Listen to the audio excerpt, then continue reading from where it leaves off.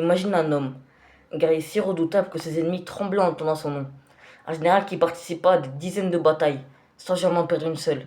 Pourtant, cet homme n'était pas musulman au départ. Il a même combattu contre le prophète sallallahu alayhi wa sallam. Alors, comment est-il devenu un des plus grands héros de l'histoire de l'islam? Aujourd'hui, découvre l'histoire de Khalid ibn al-Walid, surnommé Saif Allah, l'épée d'Allah. Khalid naît vers 592 à la Mecque.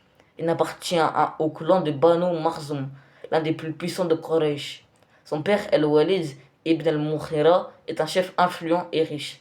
Très jeune, Khalid apprend à monter à cheval, manier la lance, le sabre et commander des hommes. À cette époque, l'Arabie est composée de nombreuses tribus qui se font souvent la guerre. Khalid grandit donc dans un environnement où le courage militaire est très valorisé. Lorsque le prophète Mohammed sallallahu alayhi wa sallam commence à appeler les gens à l'islam, beaucoup de chefs de Quraysh s'y opposent. Khalid fait partie de ceux qui combattent les musulmans.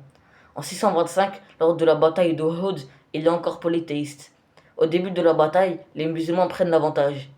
Mais certains archers quittent leur position malgré l'ordre du prophète sallallahu alayhi wa sallam. Khalid remarque immédiatement cette erreur. Avec sa cavalerie, il contourne la montagne et attaque les musulmans par l'arrière. Cette manœuvre change complètement le cours de la bataille. Les musulmans subissent de lourdes pertes. Cette bataille montre déjà le génie du militaire de Khalid. Quelques années se passent. L'islam continue de se répandre. Après le traité de Hudaybiyah, Khalid réfléchit de plus en plus. Il comprend que l'islam ne disparaît pas. Mais ce n'est pas seulement une question de puissance. Les enseignements du prophète sallallahu alayhi wa sallam le touchent. Vers l'an 629, Khalid décide de se rendre à Médine. Là, il rencontre le prophète sallallahu alayhi wa sallam. Il prononce la shahada. Le prophète sallallahu alayhi wa sallam est heureux de son arrivée et invoque Allah pour lui. À partir de ce jour, toute la force et le talent militaire de Khalid seront mis au service de l'islam. Peu après sa conversion, a lieu la bataille de Mu'tah. Les musulmans sont environ 3000. En face, les Byzantins et leurs alliés sont bien plus nombreux selon les sources historiques, mais leur nombre exact est débattu. Les trois commandants musulmans tombent l'un après l'autre. L'armée risque d'être anéantie. Khalid prend alors le commandement.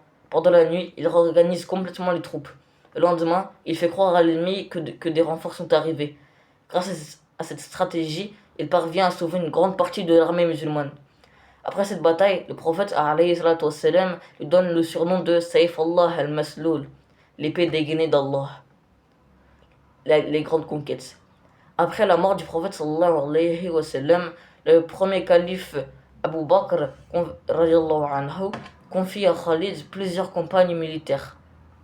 Il combat des tribus rebelles pendant les guerres de Ridda et un peu de temps, il remporte plusieurs victoires décisives.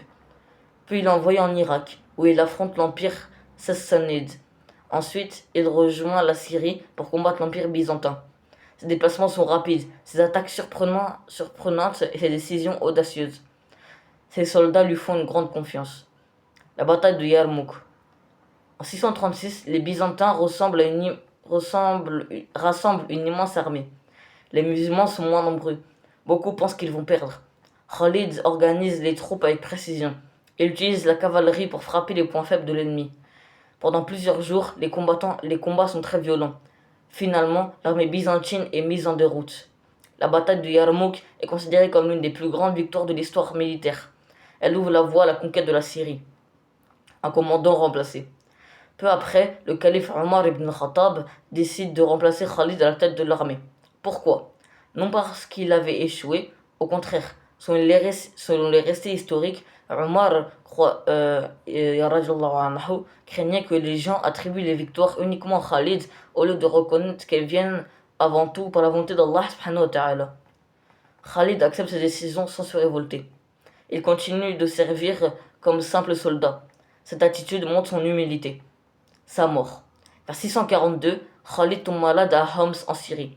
Avant de mourir, il regarde son corps. Il remarque qu'il porte de nombreuses cicatrices.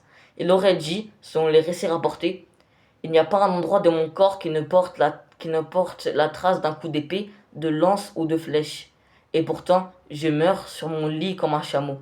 Que les lâches ne trouvent jamais le sommeil. » Après une vie entière passée sur les champs de bataille, il meurt de mort naturelle. Khalid ibn al-Walid reste l'un des plus grands commandants militaires de l'histoire. Son parcours est unique. Il est passé de l'ennemi à l'islam à l'un des plus grands défenseurs. Son courage, sa stratégie, son humilité et sa fidélité à sa foi continuent d'inspirer des millions de personnes. Qu'on s'intéresse à l'histoire, à la stratégie ou à la civilisation islamique, son nom reste incontournable.